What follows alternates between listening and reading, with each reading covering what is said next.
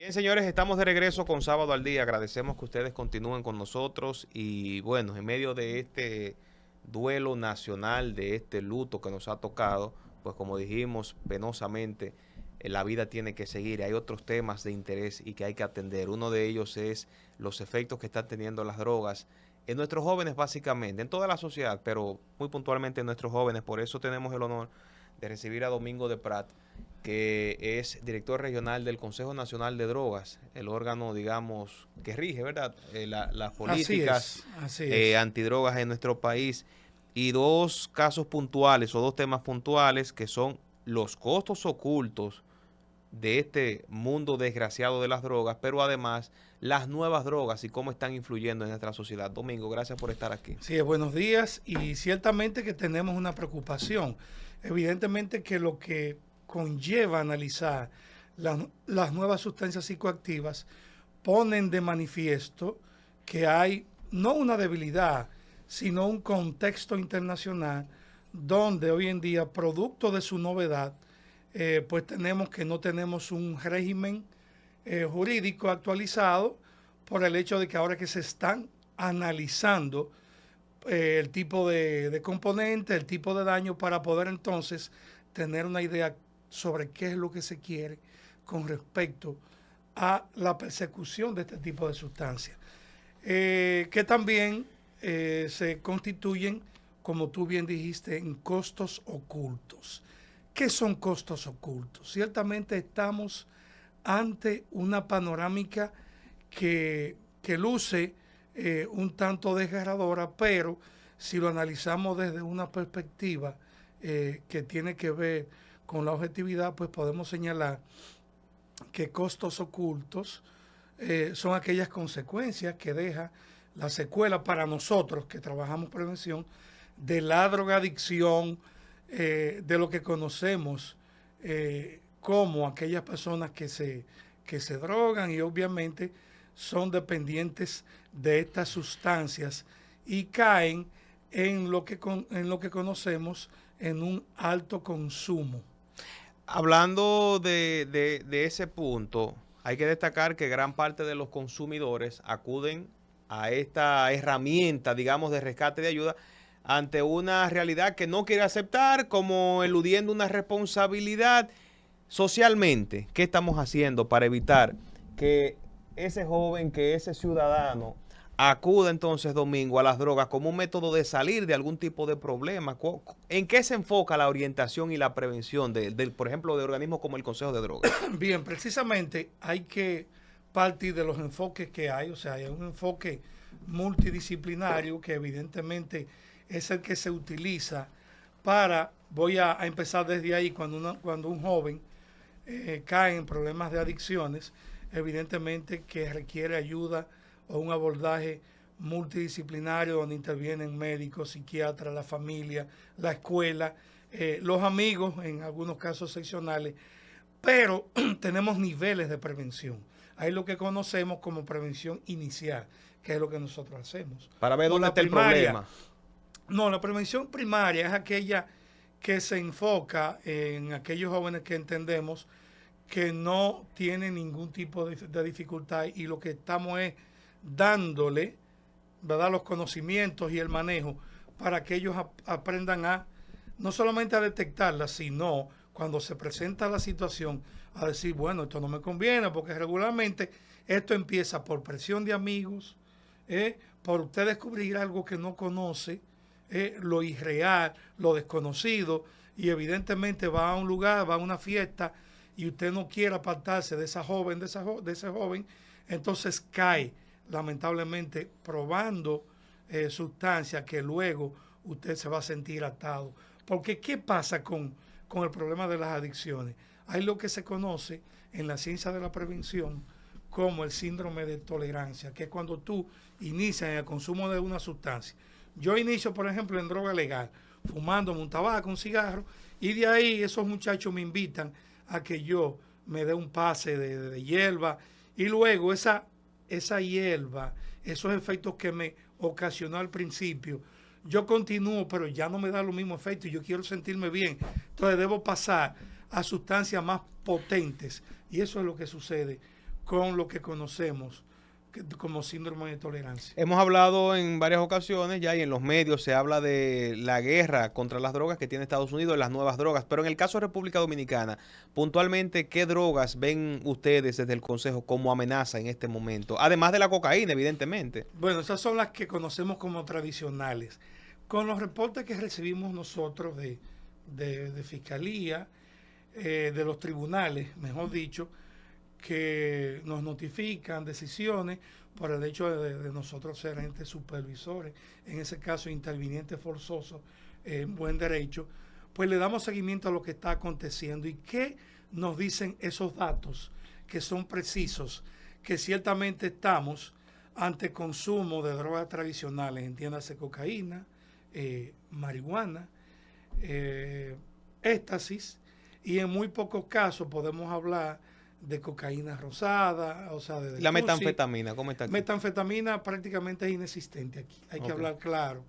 Igual que el fentanilo, tú ves casos esporádicos. Esa es la que le dicen la droga zombie, el fentanilo, ¿no? Sí, exacto, que es un derivado, es un opioide sintético, que es diferente a un opiáceo que viene de la planta, como la morfina y la heroína son opiáceos que vienen de la planta. Pero el fentanilo es un opioide porque es sintético, es elaborado directamente por la mano del hombre y donde no interviene, no tiene nada que ver con la planta, solamente, o sea, con los ingredientes de sustancias químicas que hoy en día inclusive hay una guerra internacional con eso. Hemos visto la posición del presidente de Estados Unidos, Donald Trump, con respecto a los señalamientos que le hace a China y al mismo México, que están haciendo ellos con el fentanilo, si eso sigue burlando las fronteras. Pero ese es un tema muy complejo y que requiere de un análisis más profundo. Pero biológicamente, entonces, por ser de procedencia puramente química, es mucho más dañino, entonces. Es mucho más dañina. Déjame decir un dato también trascendental que pocos están conociendo hoy en día. ¿Sabes que hace 2 años aproximadamente hubo la prohibición total del opio, de la producción de opio en Afganistán? ¿Y qué es Afganistán? O sea, tiene el título, lamentablemente, de ser el productor número 1 de opio, o sea, de opiáceos, de la producción de la planta.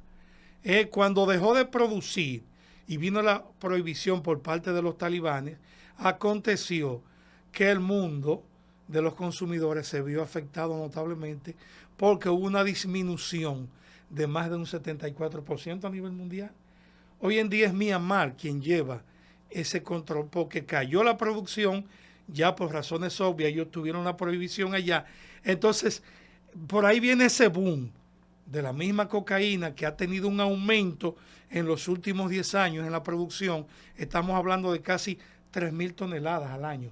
O sea, que es una cifra devastadora en cuanto a la producción, y así mismo la marihuana, que es la sustancia ilegal más consumida en el mundo. En el caso de ese mecanismo jurídico que tenemos, Ley 5088, ¿qué tan actualizada está? ¿Qué tantas garras le da a las autoridades para perseguir a las drogas en nuestro país?